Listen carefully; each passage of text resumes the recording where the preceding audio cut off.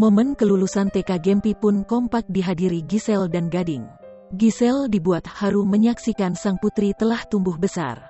Hal itu diketahui dari unggahan Instagram @giselle_lah yang dibagikan pada Rabu, tanggal 26 Mei tahun 2021. Giselle juga merasa haru melihat perjuangan Gempi yang beberapa bulan belakangan harus menjalani sekolah secara online. Selamat ya endokek ud selesai teknya. Ciyi yang mau masuk SD Cie. Terharu lihat anak ini set besar. Terharu juga karena belajar online di masa pandemi dengan segusang suka dan dukanya JG set berhasil dilewati, tulis Gisela Anastasia.